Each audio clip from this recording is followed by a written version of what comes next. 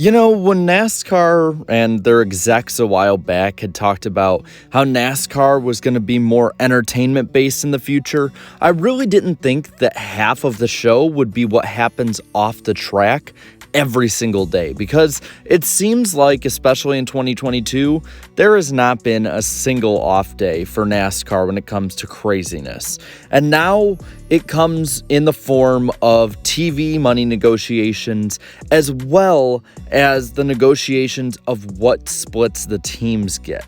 And before we get any further, I'm just going to say, I know fans might not think this is the most riveting topic to talk about, but this is absolutely huge when it comes to probably the next decade and a half of the sport's future. NASCAR as we know it will be needing to change, and what the future entails will all rely on what happens in the coming year. So going into it, let's look at a couple of tweets that Adam Stern had tweeted out, as well as some information that can be added to it as well to kind of give a bit of a picture of what's going on right now. Adam Stern started off by tweeting that Jeff Gordon says the NASCAR and teams are far apart in their talks of financial split of the sport's next media rights deal. The Race Team Alliance leaders say that they sent NASCAR a proposal months ago and received an answer last week that was not to their liking. This is something that I think early on we all need to expect. When it comes to negotiating, you don't give the offer you actually want, you ask for more. You give the big ask and then move to the way that you are going to actually want to go. So I'm assuming these guys are great at business, and while they might be farther apart than they had first thought so, I don't think it's as much of a reason to freak out as many people are, because there is an off season to work on this, as well as a bit of next season before the TV rights contracts are negotiated. So I don't see too much alarm, honestly, with this compared to in years past, other than the fact that teams are wanting more of a say in it. Now, Stern also had a second of three big tweets that came out saying NASCAR teams' calculations show that 93% of the total value of the sport is represented by the league and tracks, while 7% is represented by teams' combined value, per 2311 racing investor Curtis Polk. Now, Polk had also added different variable quotes about the long-term stability just not being there, that every team was losing money at this point because NASCAR is not a sustainable business under the model we have now, that the business model is broken. And this is something, again, that I think every fan can agree with. The business model is broken. When you see how many different swings NASCAR takes and how much they're trying to ask of the teams right now, it is absolutely apparent that they cannot last the way they are right now. The way that the NASCAR TV rights are at the moment were negotiated in 2011 and 2012. We live in a completely different world than then. Technology's different, the way sports fans are is different, and honestly, the dominant generations of sports fans have completely shifted upside down from what they were 10 to 12 years ago.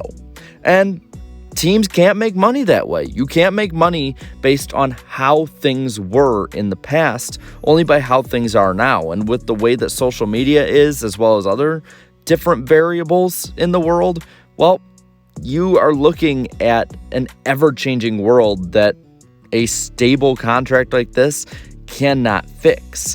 And it's absolutely insane to me that the teams, based on their own investigations, by the way, so it will be a bit biased, but based on their investigations, are only represented by about 7% when it comes to overall calculations of value.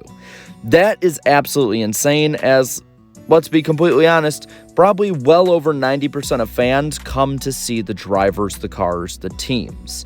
In some way, they're coming to see the teams when they watch on TV or at the racetrack each week. They're not watching so that they can see NASCAR itself. They're not watching for most tracks, with the exception of maybe like Daytona and Talladega. This is a huge difference of opinion and sight that the teams have from NASCAR. And this is further expressed by another tweet that Adam Stern put out.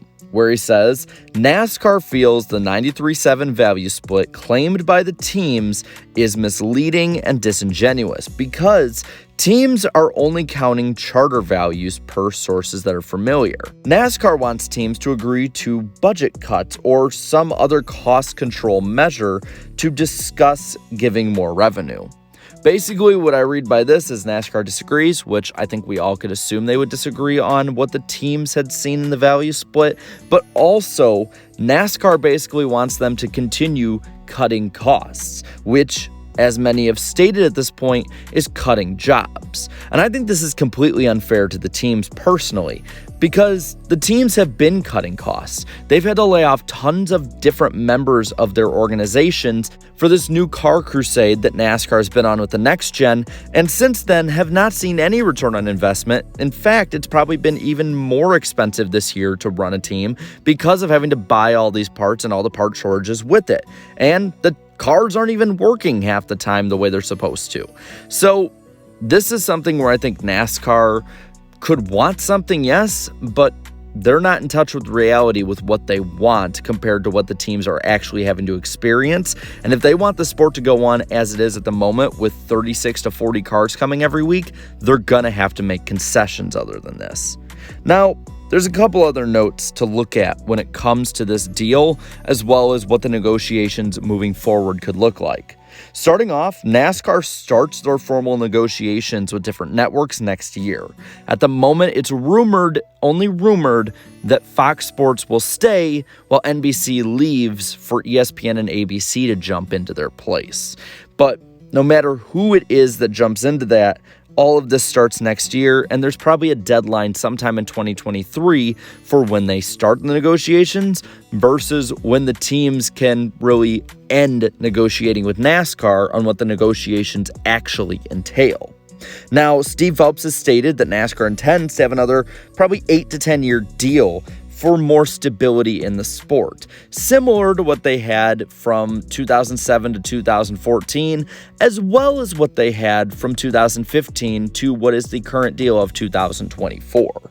This would basically mean that this contract coming up will decide the future of NASCAR from 2025 to about 2032 to 2034, which seems very far away, but so too did 2023, 2022, when the current deal was signed. So that's something to look at as well when it comes to how the revenue will be split over time. The current split at the moment is 65% going to the tracks, 25% to the teams, and 10% to NASCAR itself. Now, that seems like a small cut for NASCAR until you realize that NASCAR owns ISC, which means basically they get about half of that 65% of the cut. So the teams asking for more, probably out of the pockets of the tracks, I think is very warranted. And I think it may mean that tracks will have to rely more on attendance than they do now. But you know what? That overall will be a better optical health line for the sport if they have to rely on filling up the seats and only tracks who can perform at the highest level in every way stay around. Now, I know people might laugh at this, but one big variable that's going to be missing this time is Brian France. This is going to be the first negotiation that is done without Brian France in this modern era boom and post-boom period. Say what you want about Brian France. I don't think he's a great guy, but he is a good businessman, and he managed in some parts, as well as with those who are still around now, to negotiate good TV deals that would fit well for NASCAR's future. Looking at the other deals that NASCAR has had with media companies, there are three that you can look at.